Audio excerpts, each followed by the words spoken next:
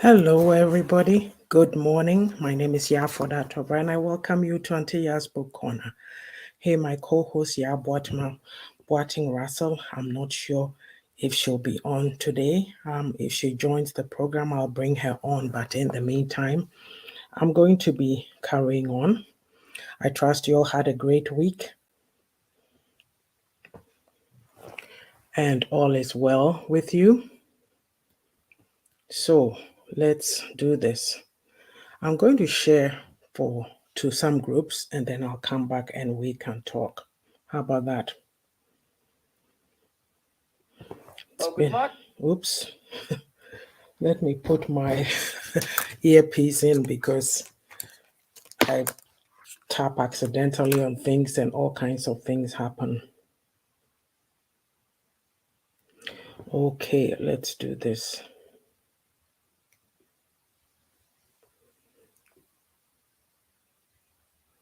I'm not even sure if I am. Oh, okay. So here we go. I'm going to share to groups and then we're going to continue, okay? Let's do this.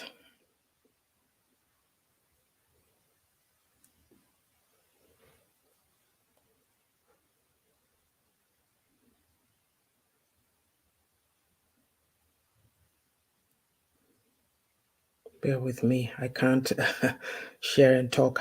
I don't want to go share to a place where I'm not supposed to share to, and then I'll get a notification.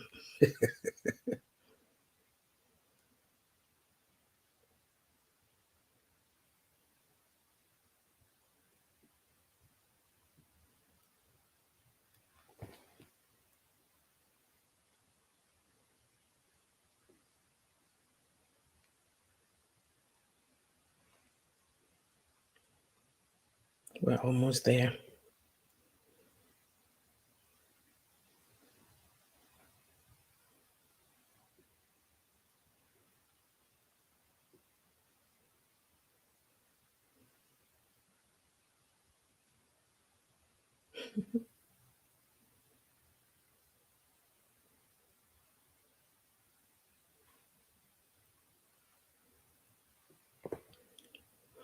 Okay, I think I am done.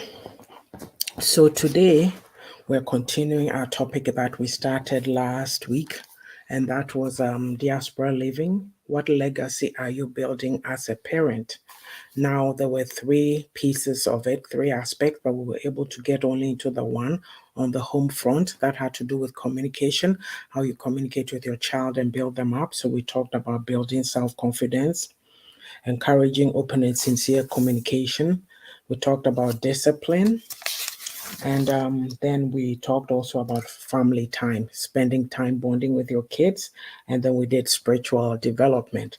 Now, the other two pieces, navigating the school system and then cultural reprogramming, we weren't able to get through. We shifted to this week and we added on, we added on how you, the parent, also develop yourself. So today I'm going to start with navigating the school system. Now this is extensive, so I'm going to take my time. So whatever we're not able to finish, we will continue next week. Like I say, it's extensive. This is an important topic, so we need to take the time and do justice to it. So I'm going to start. Let me just pull up the banners here. And yes, this is it. Diaspora living. What legacy are you building as a parent? We did on the home front. That was the communication skills. Today, we're going to do academics, navigating the school system. Then there'll be cultural reprogramming. And then how are you building yourself as a parent, building yourself up as a parent? Like I said, this is extensive. I have a lot of details. So I'm going to take my time to go through it. Let's start, shall we? So basically, with regards to your child's schooling, you have to start from building healthy habits at home. Bedtime habits are very important. You don't let your child control you. It used to be that we used to laugh when we saw these abrofo and steadily 6 o'clock or 7 o'clock, their child has to be in bed, and we go, oh, oh. But they are so focused on putting structure into place. And on the home front, they did that because if your child is in bed at 7, it allows you and your spouse time after to also focus on your relationships or do things of interest to you. But do we as a people do that? I'm not sure. Okay. And then also you have to encourage healthy eating habits, healthy breakfast, because they are going to school, they need to have energy. And yes, we do know too that there's children who live below the poverty line. So it's good that we have programs, feeding programs in school so that children will not starve. And as well, you need to encourage exercise. Don't allow your child to become a couch potato or sit in front of the TV or play video games all day. There has to be some variety to their life. It's summertime right now. Get them out in the backyard, take them to a park, let them go do something, exercise themselves. Okay. Well, I've said it already. My next point was limit TV time, video games, computer time.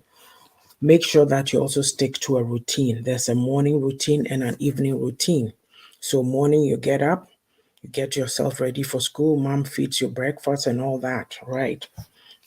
And there should be a launch pad, an area in the house, wherever you live, that children can go to for their school, items. Like your backpack is over here. That's where you keep your stuff. In the morning, you pick it up, off you go. It's not now I'm looking for my homework and you're running around, scurrying around the house, trying to find their grammar exercise book or what have you. And so in the evenings too, that when they come back from school, maybe it depends how people choose to do it. A little playtime, just a little playtime, and then homework, and then there's the after. So somehow you have to define all these to your kids, because if your child comes home and you just allow them to play, or you, the parent, are not keeping in touch, looking at their agenda books to see if the teacher has a note for you, then you're allowing them to just go wayward in terms of the academic front. You have to enforce, you have to be firm about it. Let me use that word. You have to be firm about this. Also, the child has to have a designated space for doing their homework, whether it's a desk in their room or a desk at the kitchen table, wherever. It has to be an environment where they are able to sit, do their homework without distractions, disturbances, and what have you. This doesn't work in situations where there's overcrowding, because the child does not have the peace of mind to focus and do their schoolwork. So these are all things that we as parents have to consider. Hello, sis. How are you? Thanks for joining us. Lovely to see you. Ajo Odobako, the one and only love doctor. Yeah, so today we're continuing from last week, and we're talking about navigating the school system. So right now I'm talking about some of the habits that you can form at home to encourage your child. Reading, you have to read with your child every day if it can be managed. Read aloud, have fun with it. It's a bonding exercise also, and then it's allowing your child to grow and expand their mind, because reading, it creates vivid images in their mind. It allows them to be creative. And sometimes when our kids are creative and they come up with some cock and bull stories, we shut them down and say, oh, stop it, as for you are too. But you don't know, maybe that's your right, or maybe that's your theatrical person, somebody who end up on some in Broadway, you know. So, and learn always. Look for teaching opportunities with your child. It could be you are watching a TV show, you are reading something, always make make things, teach them, right? Teach them, like something happens, oh, somebody stole something. Oh, what can you do about this? How do you feel? How would you feel if it was you? And then the child might say, oh, I'd feel ashamed, I'd feel embarrassed. And then I would ask myself, oh, what made me do that? I'm not going to do that anymore. Those kinds of things. So use every opportunity. Yes. As well, talk often, show interest in your child, show interest in them. Yeah, stay in touch with the school teachers, because they'll be comfortable calling you when something is going wrong with your child or if any concerns arise. A lot of us, especially, maybe I may say I'm qualifying this, and that's just my opinion. We, the African parents, or should I say Ghanaian parents, sometimes, we've had a lot of hardships. Not everybody, but broadly speaking, if you compare to the standard of living here. So there's a lot of things that we don't tend to focus on. Yes. And I do know too that in the environment in which we were brought up, the system is not so diversified that there's no place for things like the trades and, the to become a carpenter, mechanic, this and that. We frown on some of those things. But here, it's very broad. So if you, as a parent, you are watching your child and you are able to find out which way they are bent, what their interests are, and you know that your child is very mechanical, this is the area that they are blooming in, encourage it because the system allows for it. There's resources here that will help your child. It's not in Ghana that everybody has to be a lawyer, doctor, engineer, and all that. No. Peel your eyes, like open your eyes, open your eyes. Yes. And as well, I'll say that expect success. Encourage your child to do their best and be proud of their accomplishments. I'm not talking of unnecessary pressure. No. I'm saying that be there, be your child's best champion, push them, let them feel good about what they do. Even if they don't do well, like say you think they could get 80 and maybe they got 65 or 70, you encourage them, say, look, I know you have it in you. You can do better. If you need help, let mom know. Do we need to talk to the teacher about a particular area that you are that you are struggling with, right? So that is all these areas that I'm talking about is to do with the elementary stage. When you get to middle school, here in Canada, we call it junior high. It's a different ball game. Elementary may be easy peasy, depending, right? But you have to let your child know that this particular area of schooling comes with responsibilities, and you, the parents, needs to be awake to point your child in the right direction. So I suggest that you attend back to school meetings because that's where the principal and other staff will talk about what's going on in the school. Also attend parent teacher interviews, stay informed. Look, request meetings as needed. You don't have to wait for those times. If you think something is going on, your child is struggling, a lot of us, because we come from backgrounds where there was fear and intimidation because of whatever the politics or the policing or just the cultural upbringing, we tend to be timid and afraid to speak to authority because we have this command control system that we operate in back home. And so when you have to go talk to somebody, you're afraid. And it's very basic. Here, everything is at your reach, it's at your fingertips. You just need to know where to go. A phone call to a teacher, a principal, whatever will be helpful.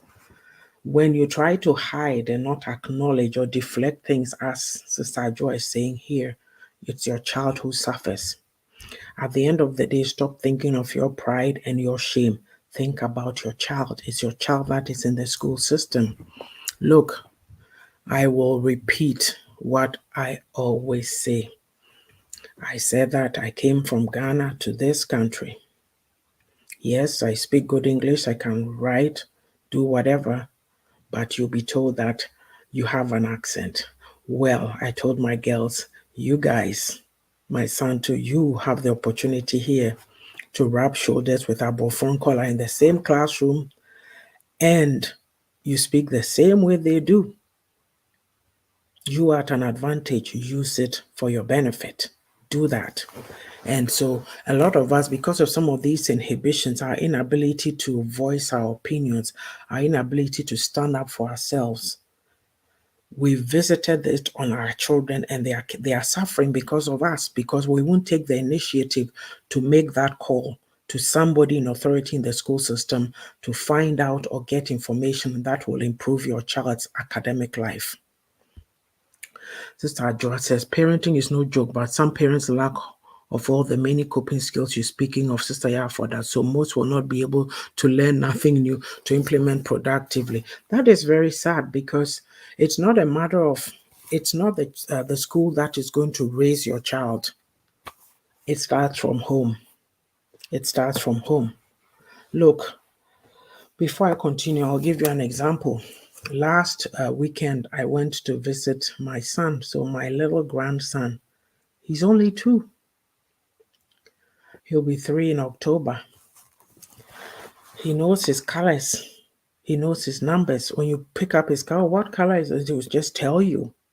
And there's the way he talks, like, where is Auntie so and so? The person comes out, oh, there she is. Like he has these phrases, so this is somebody who is being taught English. They are speaking English as their first language. And I'm not saying this is wrong, don't get me wrong, but those of us who say maybe we'll teach our child a language or whatever, we don't communicate. We don't communicate. We don't communicate about, what was I even saying? We don't communicate properly. It becomes an issue. Like, if you are not talking to your child, even, that's what I mean by we don't communicate. Because we tend to have this notion of little kids should be seen and not heard. So we are so culturally bound that even in new environments, seeing what is going on around us, we are still practicing those values that we learned. We've not learned to be flexible, to adapt and incorporate some of the values from the new environment in which we are to help us. You need to open up and talk to your children. Myself, I will tell you here, my daughters are older now. It's not everything that I know. They have their secrets. That is granted. But on the whole, when they were growing up, they'll tell me everything, most things. And I've said on this platform before that I have a friend who used to tell me, if they are able to tell you these things, then you are lucky, because most of our girls don't. They'll rather go tell their friends and be influenced. So if you are going to be so culturally bound, you are not thinking straight. You see, the thing is that I view it as selfishness. We think only of ourselves and what we can do for our family members back home, but we don't think about our children. As the Bible said, that came from our own loins. Are you concerned about who your child is going out with? Are you concerned about your child's academic, whatever, their emotional health, their mental health? We think, oh, I suffered. Nobody was pampering me, so you too. Maybe your child is even being bullied and you don't know it. Ajua says, I love my accent because I'm uniquely made and I do not give a toss about others' opinions. Oh, yeah, for real. I mean, I'm just stating what they say here, but I'm saying, like, for me, I've said before, you go into an environment, you're speaking because they see your color, they refuse to acknowledge that they hear what you are saying. And then I repeat, I enunciate, talk slowly, and then a foolish look comes over their face. They realize what they are doing, and then they scurry to give me the information that I asked. And some people don't know to do this. They won't put up with it because we are so timid. We get so intimidated easily, and we will not stand up for ourselves. Adjoa says, many people flex nonsense and foolish enablements to conform to societal norm.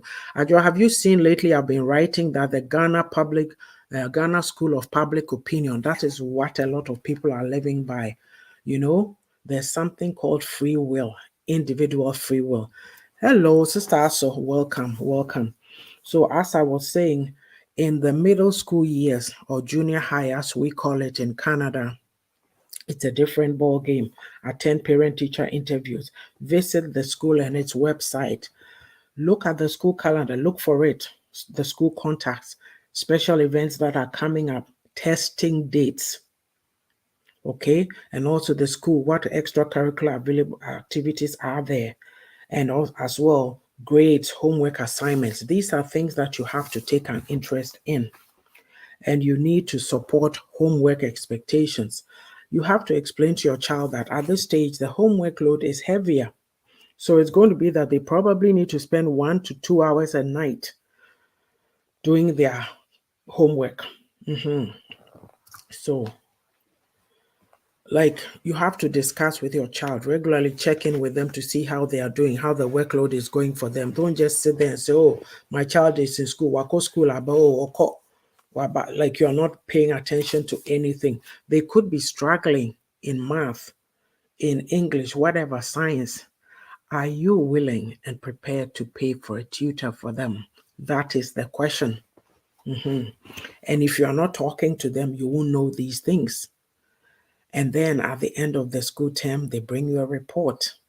And the teacher, like, how many of us spend time checking our kids' agendas every night to see what's going on? Help them to schedule homework time.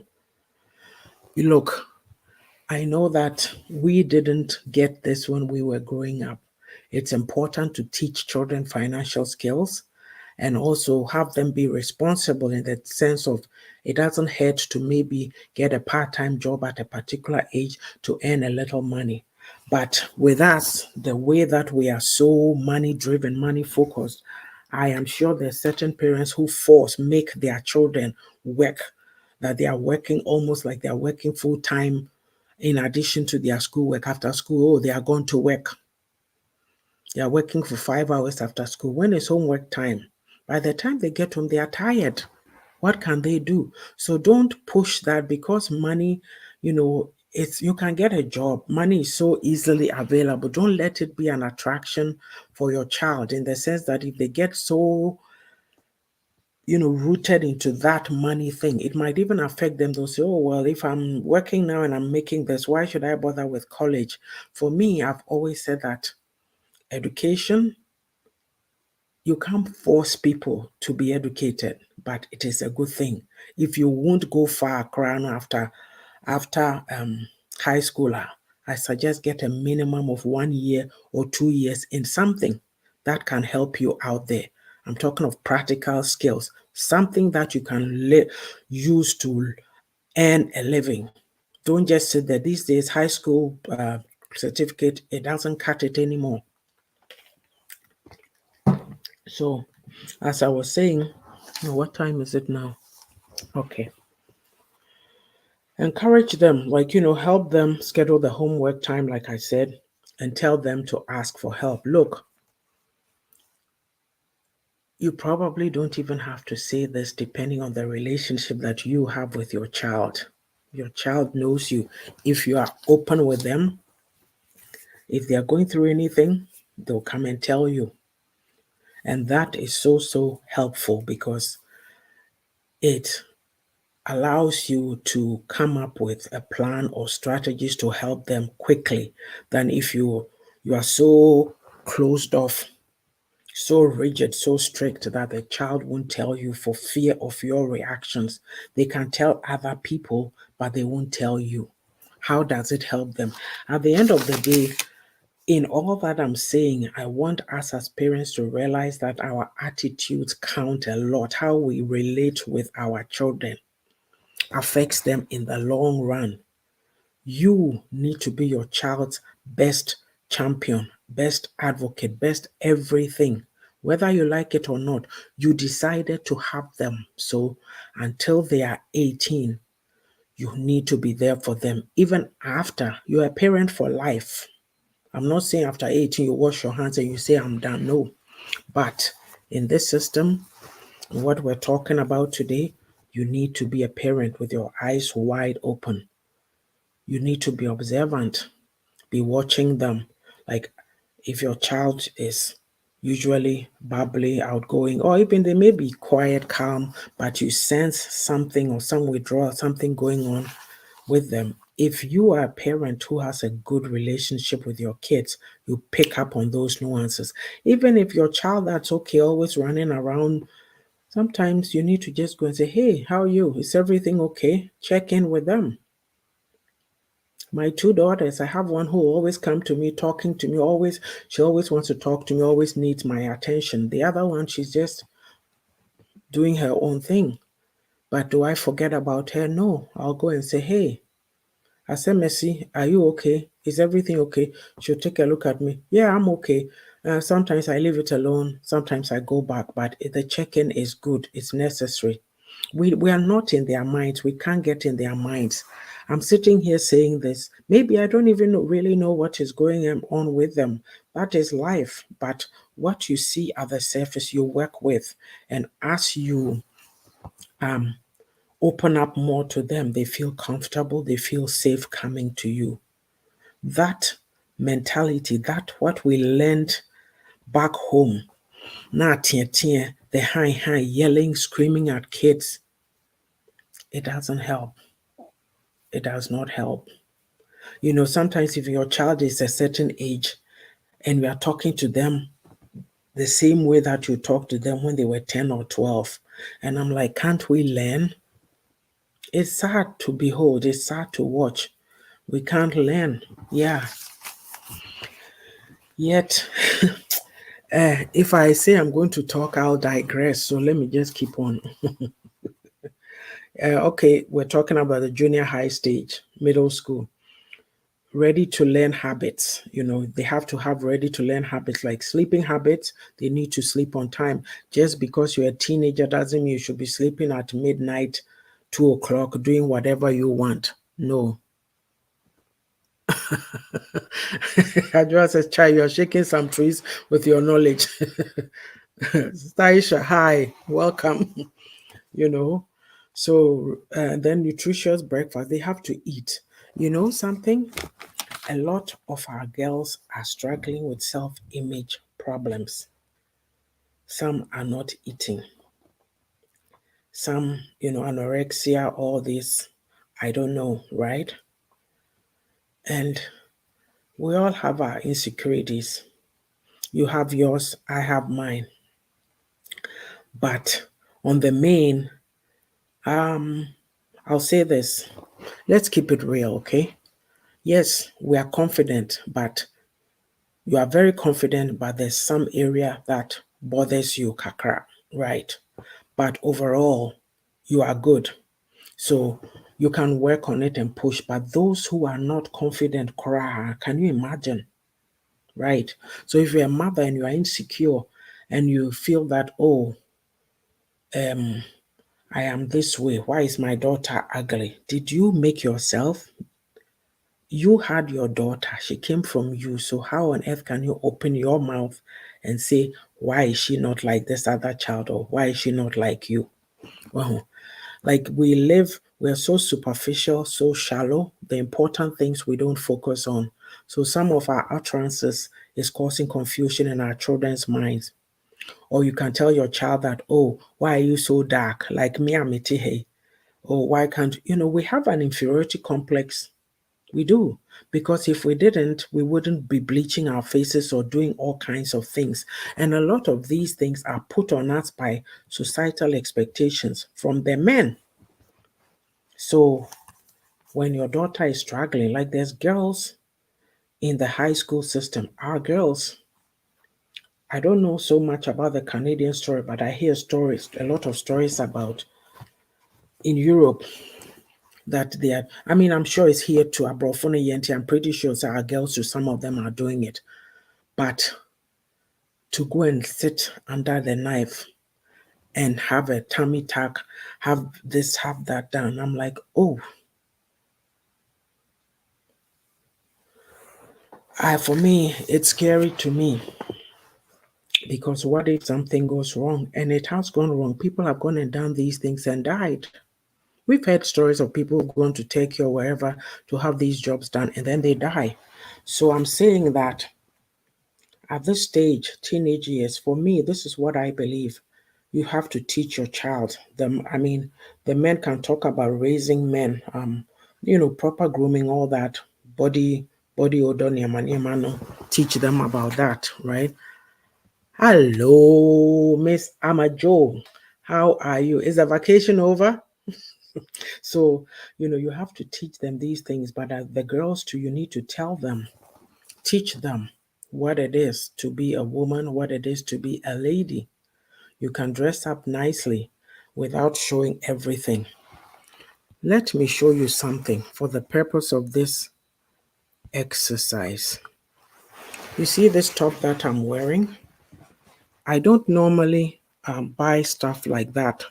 And not that there's anything wrong with it, but some, I'm talking about people, they're judgmental, niyama niyama. But when I put it on, I'm like, oh, that is okay because the cleft, and what do you call it, the cleft in my breast or whatever is not showing.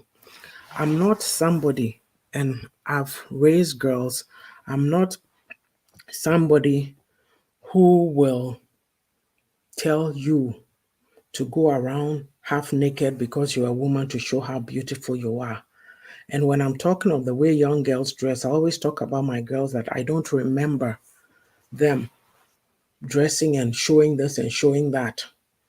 There's one time I was in Penticton with Nana, and she had a button on her dress and it kind of came undone. And when I posted these pictures, and without thinking, then later she says to me, but mom, why did you post that picture with my whatever showing? Because the button was, not working. I'm like, oops, dear, I took that picture out. But you know what I'm trying to say, that the girls at this stage, especially, the boys too go through stuff because some are being bullied or some are trying to be the school jock, running around doing all kinds of things they shouldn't be doing.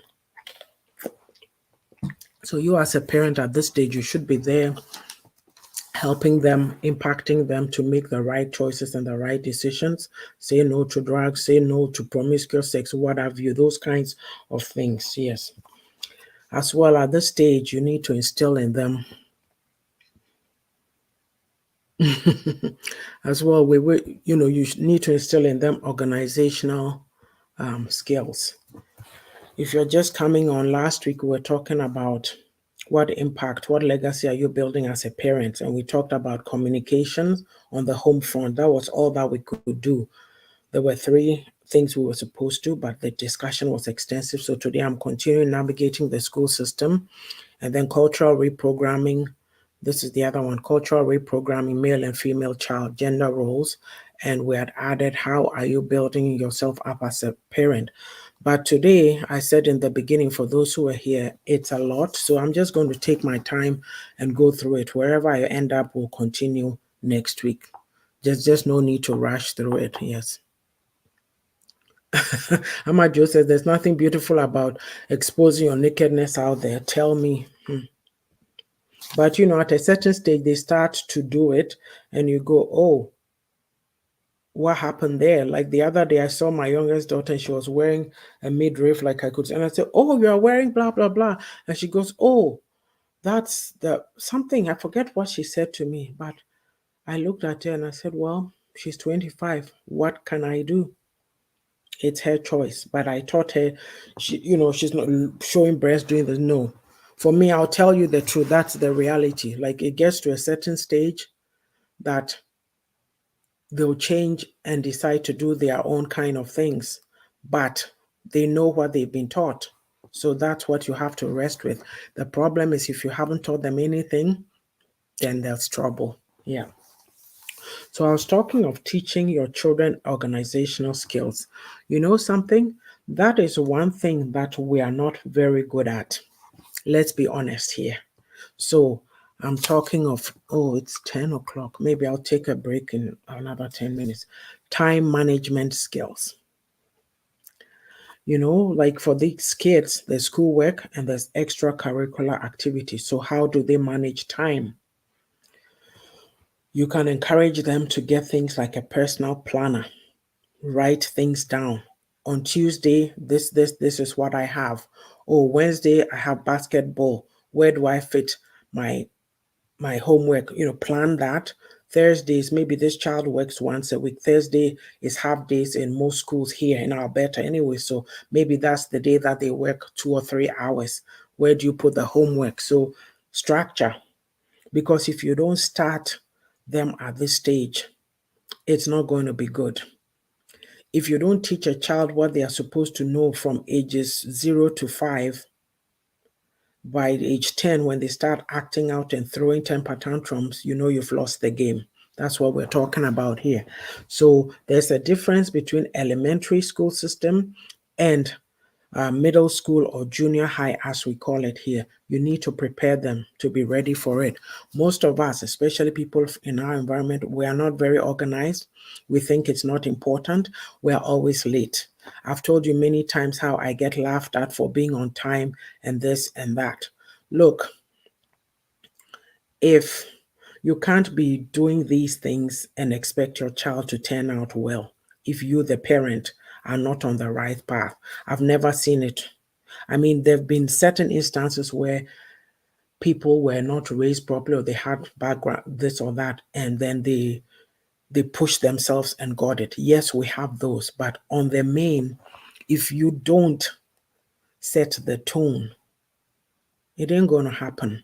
Manna is not falling from heaven. You have to create your own miracles, as Amajo says. So if you want the miracle in your child, you have to invest in them.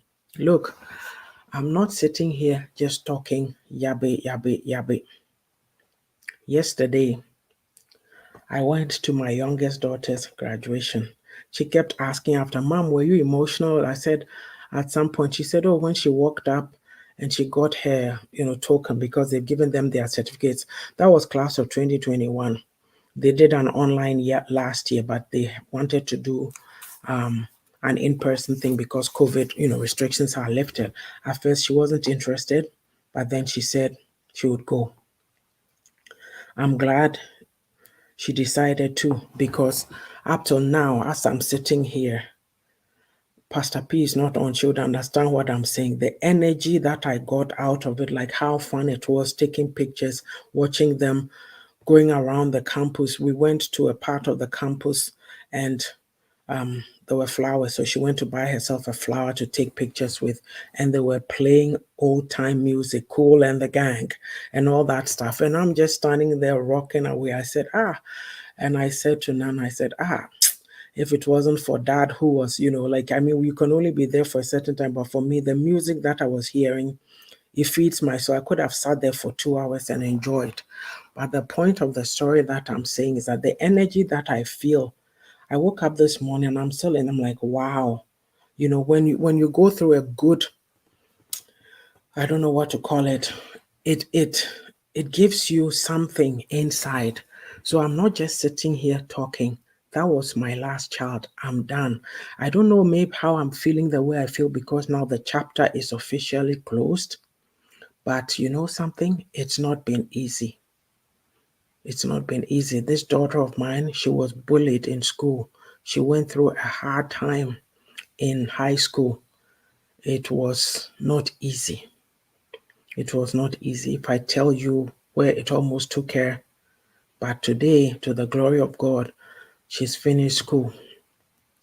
And when I hear her arguing, sometimes she's in these rooms in clubs, she's arguing with people. No, you people are being fake and blah, blah, blah. You are being, like she stands on her own and I go and say, Ajua, you are disturbing the house. Be quiet, tone it down, whatever. Yeah, but at the same time, I'm like, yeah, she's standing up for herself. Anyway, I had to tell this story to say that what you put in is what you get. What do they say? Garbage in, garbage out. If you are putting good in, you will reap the good. For me, no matter how you put it, and I'll say this, I came to be in Canada because of my father. If I'm sitting here and I'll cry and do woe with me, this or that, cry no, I'll tell myself that if you were to ask me about my children and I have nothing to say about them, then I know that it's a big shame I haven't accomplished anything. I said last week that the greatest joy that I have is to see my two daughters paying for their own stuff. Teach a woman to become independent. Teach a woman to become independent. That is the most important lesson.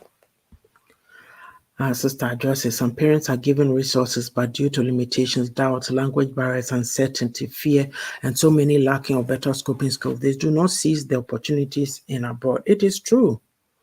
Sister also says, congrats to both of you. Thank you. It's not easy being a parent in this system.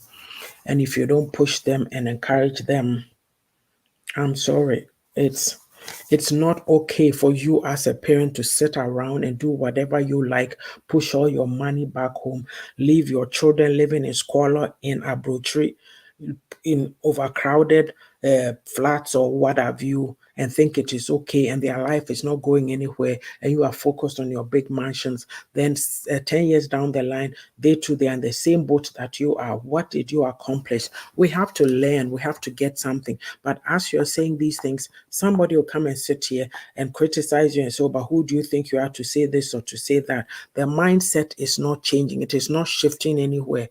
Ejinaho. Ano men too are ojinaho. Like, what are we doing? What are we doing? You don't know that your child, listen, it's not even for the sake of sitting here to say that your child is your, what is it, your senior citizen benefit. So, because they can choose not to bother with you. I know they are butchering out, but I'm saying, say, be proud that they are not going to become a problem to you later in life. That they need something, they get it themselves. Of course, sometimes there are times you give them a gift, you do whatever, but teach your children to stand on their own 2 feet. Hello, Miss Sage. Welcome. I hope you're having a good week. I'm going to take a break. Like I said, this is extensive. I'm not sure I'll be done today. Let me go do some commercials and then I'll be back. Okay. Where are we? Let's take a look at some.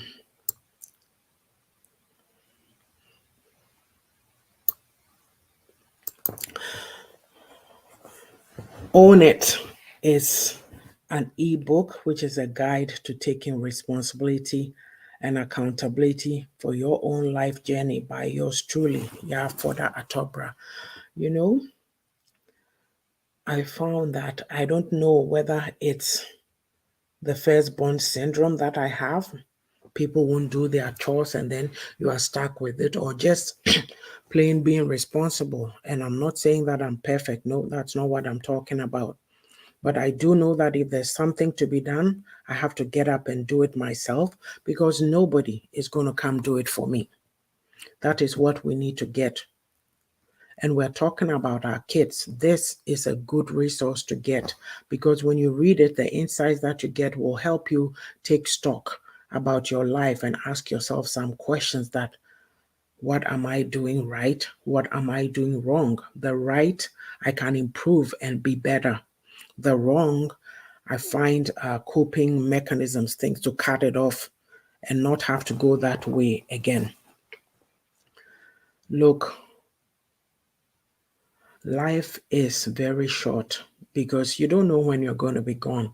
But for goodness sakes, make an impact. You have something that somebody needs. We always sit in our outer focus looking at other people to come and save us.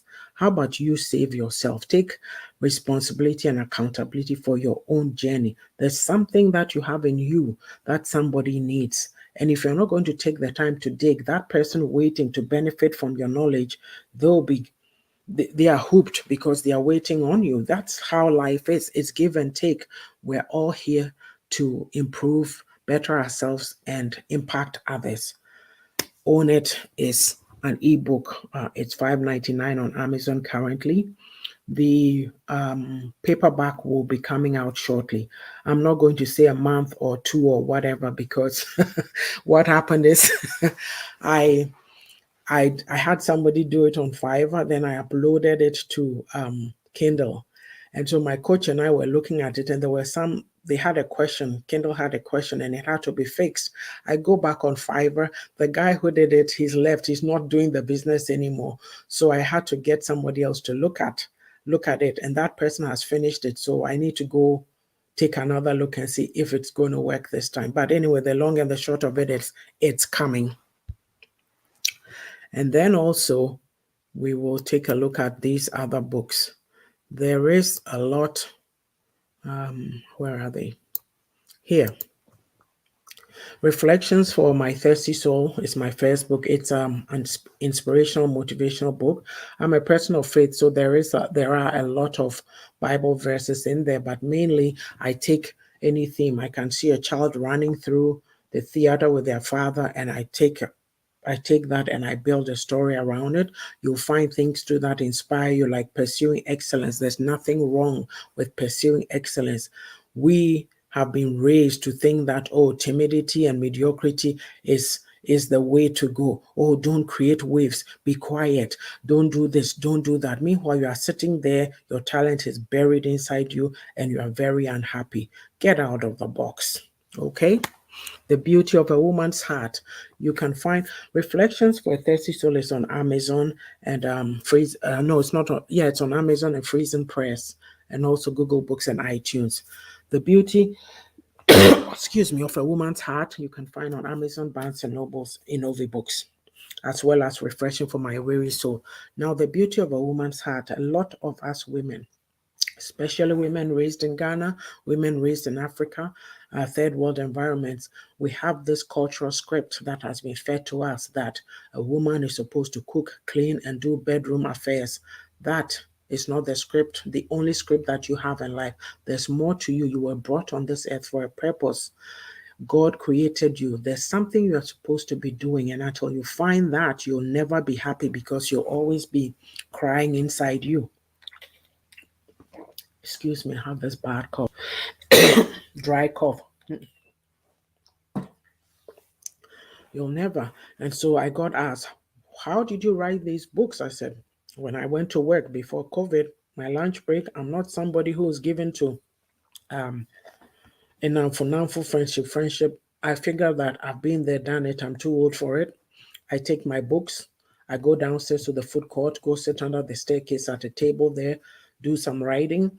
I come home and then I come and type it up. Sometimes you come home, there's no food. Oh, there goes my plants. So you have to go cook the food. Yeah.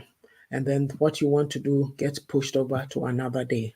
But can you imagine if I was the kind of woman who was sitting around crying and saying, oh, I can't do this because of my kids. I can't do that because of my husband. What about you? What about you? Don't lose yourself in the name of a relationship. Don't get me wrong, relationships are good, but you need to know who you are because you came to this earth alone. Your husband came to this earth alone too. You are building each other up. That is the purpose of a relationship, two people building each other up. If the one refuses to help you, you do it alone. It's not if you're not financially independent, you can't do some of these things I'm talking about. So that is a must as well. So if you're a woman, 10 years going, you can read this book. There's lots of insights there, lots of nuggets to build you up. Then Refreshing for My Weary Soul is also a devotional. I take something from the Bible, I talk about it. And I have a section called Practical Nyamisem. It's about my views of the Ghanaian Christianity and how we take Bible verses, read them. Yeah, Christopher, but we don't really apply the word of God. So I share some of my insights. Hey, I'm a hilarious person. I'll say it for myself. I like to laugh. I like to create comic relief. So people don't understand you sometimes, but I understand myself. So that's all that I'll say about that for now. So get these books and you'll be blessed. Thank you for your time. Let's continue. I'll look at these two comments. Ajua says, unfortunately, some exposing their nakedness in their mind is their only form of income, even though there are many other productive opportunities. Sister Amajo Adams. So, okay, she's responding to you, Amajo. And Amajo says, it's her response. Okay, let's carry on. So, we were talking about the academics. I just finished talking about organizational skills. That is the most important thing because we, the adults, we don't have it. We don't plan anything. Even when you get up for the day, do you know what you're going to do that day? We don't plan. We just get, so I'm sitting here right now. So if somebody was to come, hey, I'm going over here, let's go. Now, dear, because you don't have anything planned. You are even scared to be alone by yourself. You don't love your own company. Oh, there's something to do. Boom. Then you are following them. You come home and you go, oh, my dirty laundry is sitting there. Oh, I need to do this. Oh, I need to do that. Because you don't know how to give no. Say no. So everybody's dragging you any which way. You see, what will be helpful is to have a to-do list. Yesterday, I was reading something. It says you don't have to create a to-do list that will overwhelm you. Just put 3 to 5 items. I'd go with 3 so that you can work through it for the day. And then you do another thing the next day.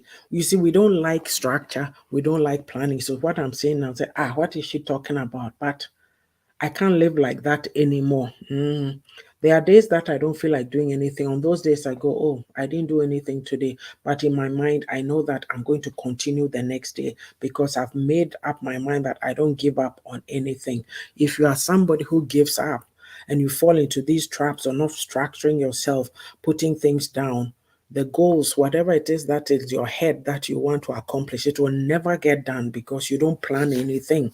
And so if you're an adult and you are living like this, what impact is it having on the child that you have?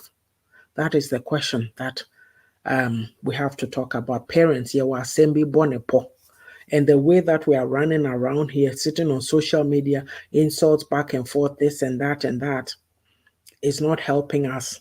We're better to focus on our kids and grow them up so they have a better life in this system.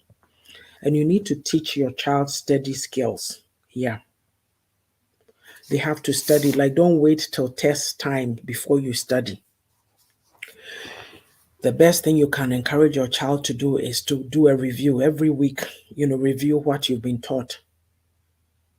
I'm saying that, but when I went to school, I didn't do that. It's good to no critical thinking. Chew, pour, pass, and forget. That's what we were doing.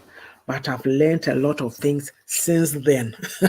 Because when when I was learning about sociology, the Kong Bushman in South Africa, asked me today where all that is. I'm like, So, what do you call it? Also, know the disciplinary and bullying policies of the school. Yeah. Some of us, because we don't control our kids, they go to school and get into all kinds of problems and all that. I say everything starts from the home. It starts from the home. There's somewhere in the Bible about a good child, and anyway, I'm not here to analyze the Bible. Says that when the akolane is akolapadia, then the father blah blah blah. But when the akolane is akolabonidia, then the mother. There's something in the Bible, Proverbs somewhere. Yes. You also need to get involved. Get involved in volunteering. There are various opportunities in the school at this stage for children to do that, because when you go to the awards night and things like that, they say some of these things. People get awards for that. Yeah, it's called, I'll come to it. And then take attendance seriously. Don't encourage your child to be cutting classes.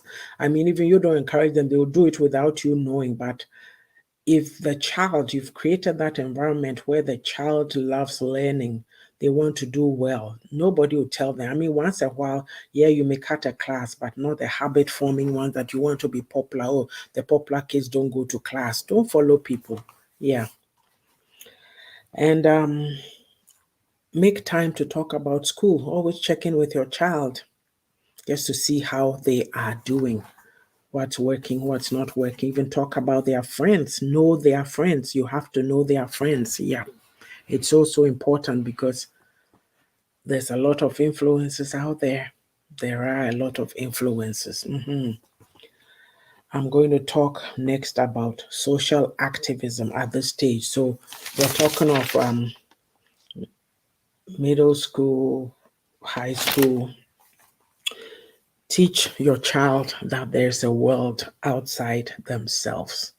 Life is not just all about them. Don't let them become narcissists. Do we know the story of Narcissus? Greek mythology. Oshenenim looking at his face in the mirror, falling in love with himself. If you dote on a child too much, they will think that they are the best thing since sliced bread. Love your child in a healthy manner. Don't give in to everything your child wants. Oh, my child is special. You're creating a spoiled brat, and then they'll go out there and other kids and adults have to deal with them. So you are not helping that child. Teach them there's a world outside of them. Teach them to become, look, don't get me wrong. First of all, it's so important. It's so important to love yourself first. Teach your child to love, honor, and respect themselves, but let them know that they should not become so self absorbed, self centered, selfish. There's a world outside of themselves. You see young people doing all kinds of things, raising money for different ventures in poor countries, this and that. I hear some of these stories and I look and I'm like, hey, what happened to me? What happened to us, the adults?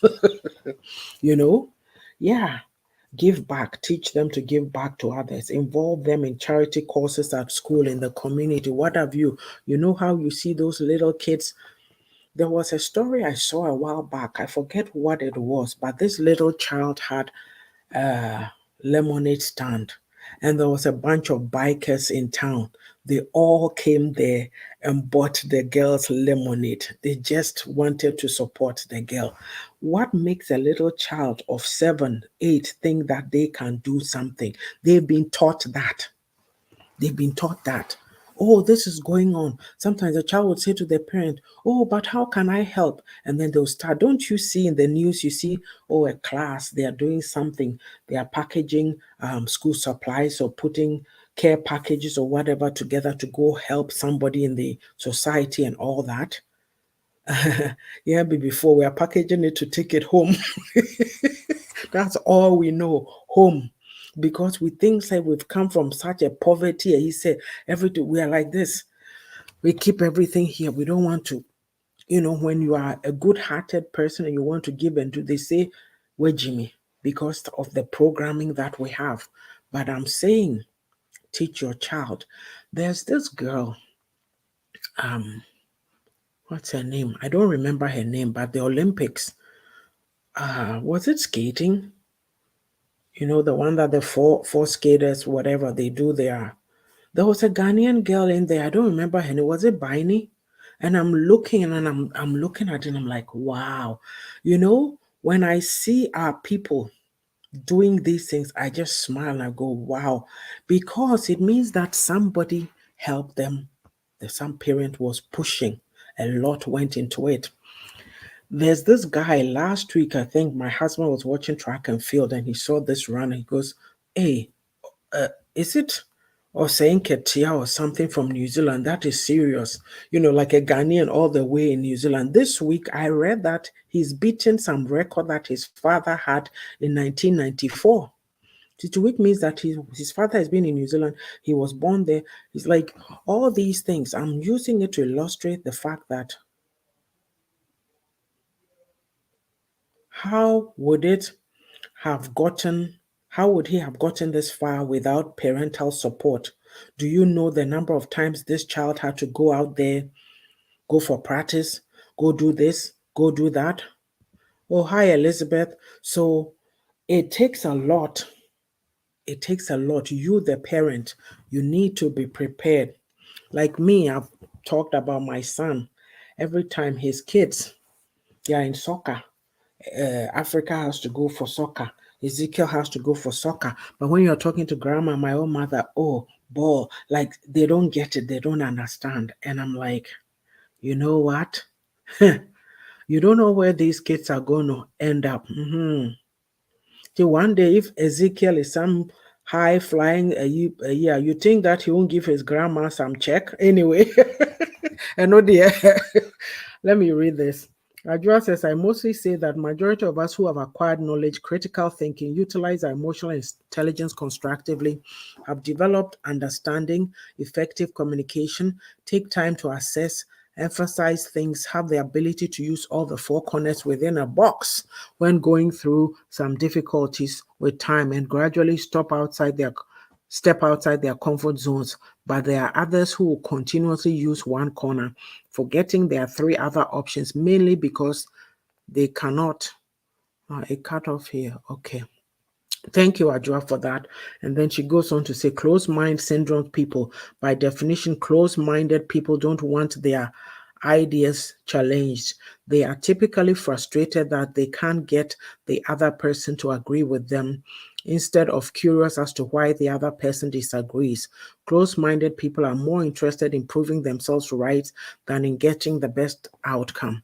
Sis, what you just put there, I've been doing a lot of deep thinking about it, and I'm coming to the point where I'm just about to say that should sometimes I need to even stop stressing myself. I need to stop stressing myself and how do you call it? Just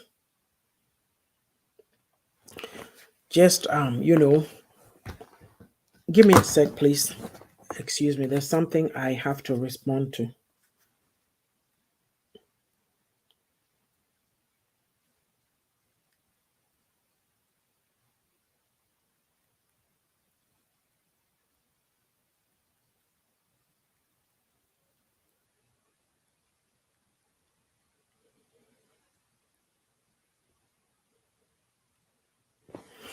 Sorry about that. So, and with that, I've forgotten what I was saying. Old age.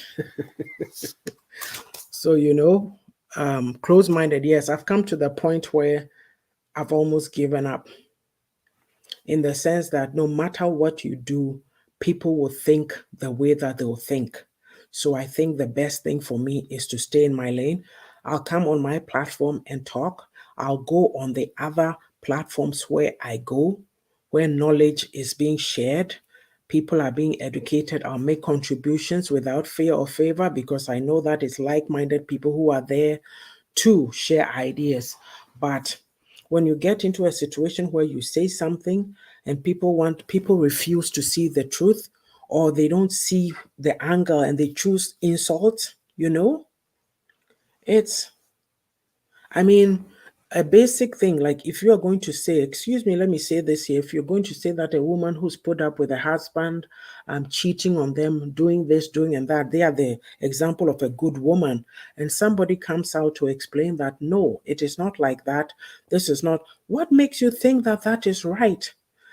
Why do women have to endure in marriages? Is the question. Don't we know the enjoyment in the marriage? Is a woman from that environment conditioned to only endure pain in the name of being a missus?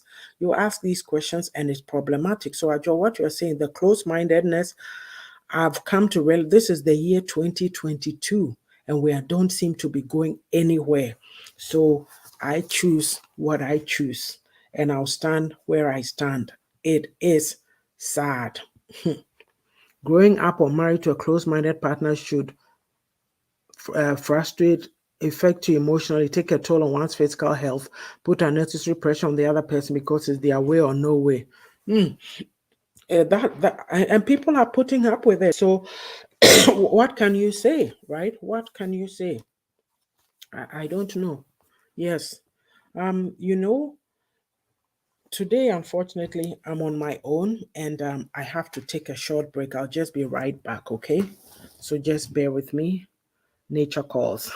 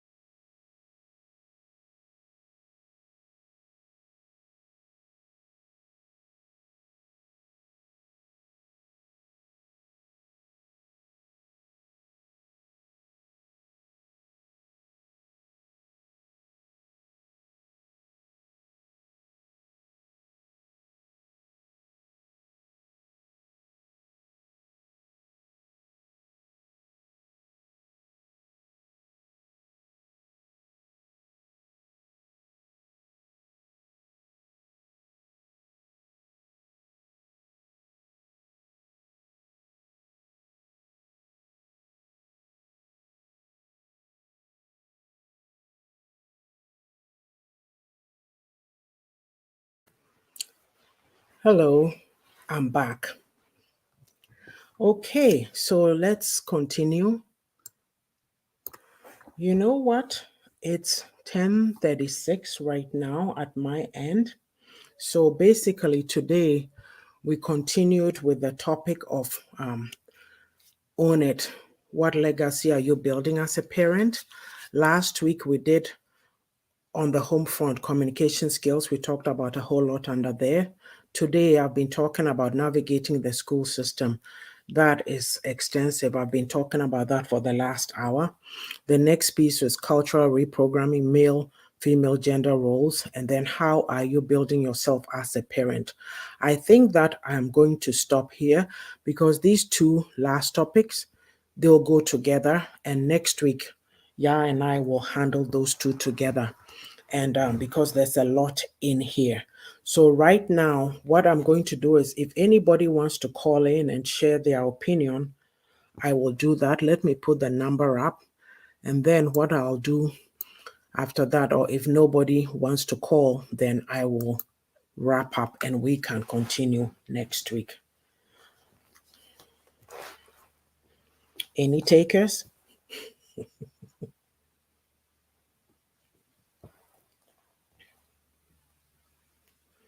Okay. So I'm going to wrap up. If anybody calls while I'm wrapping up, I'll just stop and take the call. Let's see here. All right. So essentially, we've been discussing what legacy that you're building as a parent. It's so important that when you bring a child into the world, it comes with a lot of responsibility. That child is under your care. You have to provide for them till they reach age 18 in the system in which we live. And then after that, they are considered to be adults. But you, as a parent, the way that you approach this duty makes, or this responsibility makes a difference in how that child is going to turn out.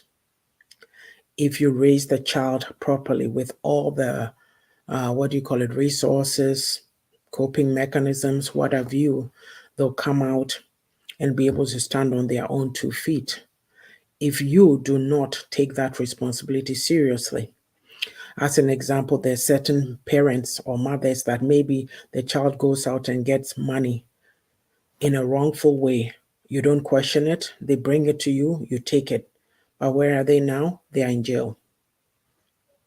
So we need to be parents who will be consistent in raising our children. It is okay to discipline your child. It is okay to say no. It is okay to teach your child structure. It is okay to teach your child that their life is not all about them. There's a bigger world outside there, and they need to fit in within reason. Fit in does not mean becoming a follower. No, that's not what I'm saying here. You teach your child to stand on their own 2 feet, to be themselves, to think for themselves, not to be a follower, to be a leader. And as a parent, um, how do you do this? A lot of it is going to come out when we talk next week about you, the parent, how you build yourself up. Look, I've said a lot today. I've talked about navigating the school system. That was the main. Oh, excuse me. This cough is doing something. I need water. So, navigating the school system. So it starts from kindergarten. I forgot to even mention something important. It just hit me as I was wrapping up because when I was doing research for this here, when I went to the government of Alberta, I live in the province of Alberta in Canada, there's an education department and then there's an advanced education. Advanced education is college and all that. Education department deals with K to high school. There's a site called New Learn Alberta, and they have K to 8. Oops! Oh, Ajodo is calling. Hello, sis. Hello. Can we hear her? Let me know, please. Can you guys hear me? I can. Hello. I greet you. Yes. Can you hear me? Yes, I can. Please, Okay. those of you on the platform, let me know that you can hear Sister Ajua. Please, Kasa. Okay, I greet you and all the lovely friends, listeners, and contributors and viewers. Thank you. Saya, Welcome. what you talking about today, no? Hey, you shaking trees, so you shaking trees. I mean, wisdom, pan. Sometimes, where there is educational programs, a lot of people are not attractive to it. No. But you made a point, talking about the school system, navigating the school system, right? Yes. And you mentioned of abroad, parents, it's our responsibilities to take care of our children till they turn 18, because abroad at 18 you're considered adult. Yes. Our system in within our society and community, we don't have that foundation. No. Because parents, how the foundation that they build, they build to suppress, oppress, and also make their daughters timid, right? Yes. And then the sons more demanding and lacking of so many coping skills. So they're expecting their women to take care of them. Yeah. And when they do things that is unacceptable, they go into the defense mechanism because they are men. Yes. Right? Yes. So being a male, it's okay for you to display whatever type of behavior, attractive or unattractive. But for women,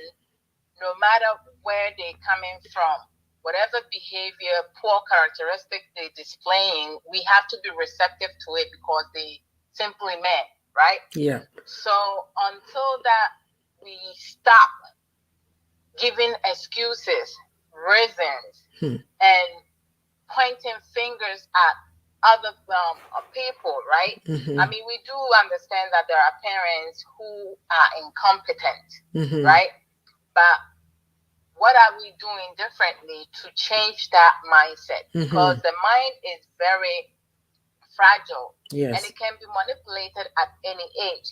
But the fact that we teaches our people within our society community to be timid and settle for anything, a lot of them are so comfortable, they do not want to get out of their comfort zone. No. So we talk about something being hard. If you don't try it, how are you going to know it's difficult? Thank you. Hard, right? Thank you. In order for you to break that cycle, you're going to have to put up effort.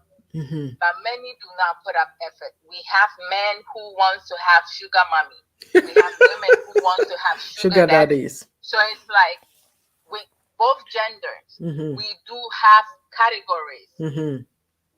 People in different level, what they see fit is what they're going to do. What they grew up seeing, if their father was a womanizer, of course, they see that as norm, right? Yeah. Even though they have their free will and choice, they don't see that as a problem, right? If their father is abuser, most people will become abuser themselves. Yes. So the until we just kind of change our attitude, how we think, right? Because you can only think about the beginning and the end, because that's easy for us to figure out. I can go into an altercation, and if I see one hit the other, when you come to me and ask me, so what did you see?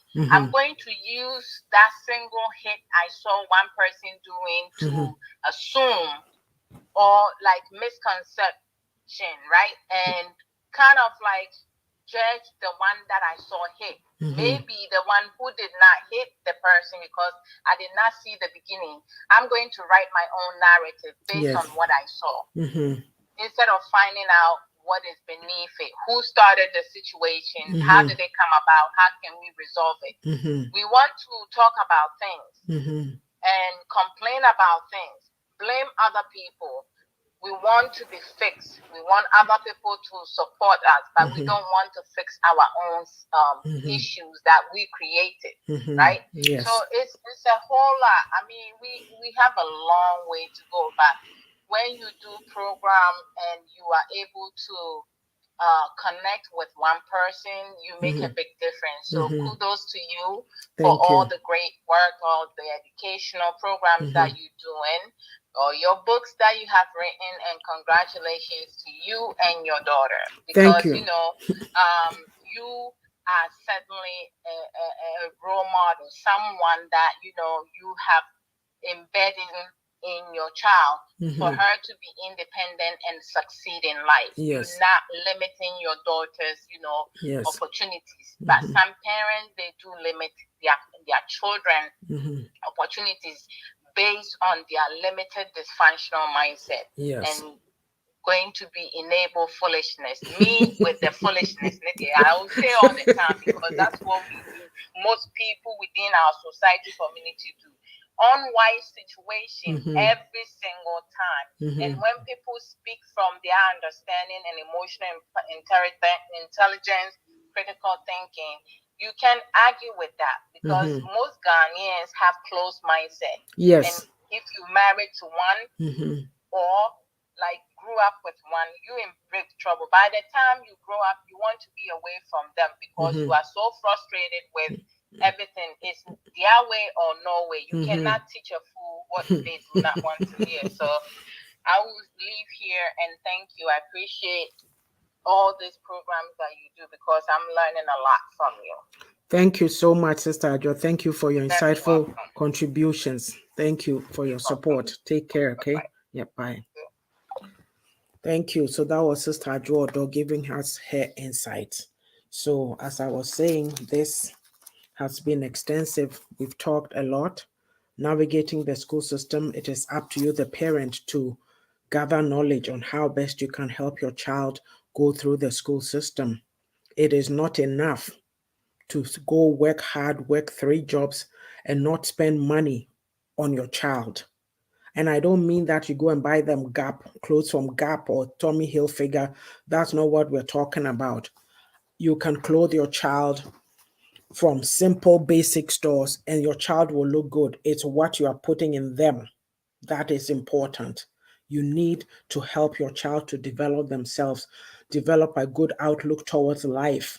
And if you, the parent, have a lot of shortcomings, you don't work on yourself, it's not going to be easy for your child. You need to understand that we made a decision to come and live here. Some of us may go back home and resettle. Your kids that you're having here, yes, some may want to go and resettle, but not all of them are going back to where you came from. They are in this system. You need to give them the tools to be able to cope, to function effectively, and rise in this system. Yes, I said rise, because we come from an environment where Katasumu must be quiet, don't speak up, stay here, everybody is here. And then the crab, the pull him down syndrome. What are you doing? Oh, prayer. No. You know what? Not everybody likes what you do. Not everybody.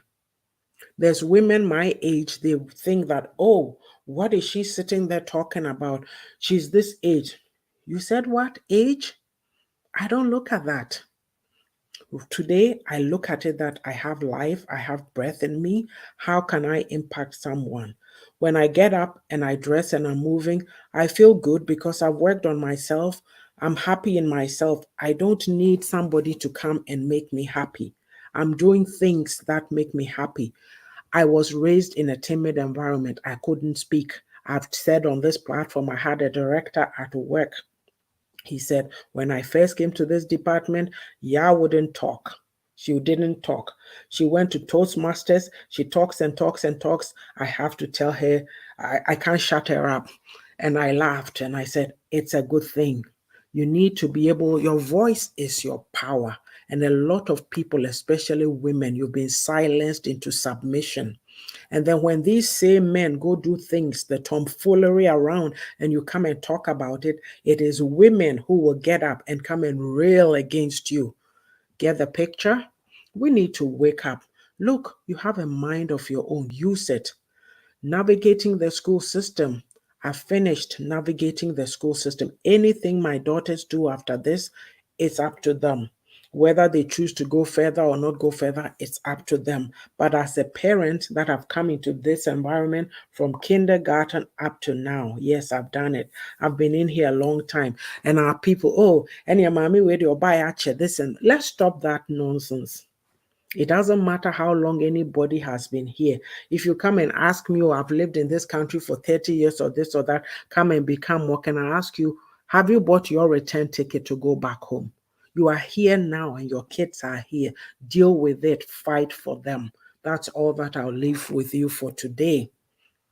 It's a war out there. It's not easy. Push your kids. Push your kids. Push them. Let them be the best that they can be. Say to yourself, if I couldn't do it, not my kids. Make that sacrifice and your child's life will be better in the end. I'll park it right here. As I always say, look, I thank you all for joining me. Sister Ajuodo, Sister Aso, Amajo, Sister Aisha, Miss Sage. Let's see.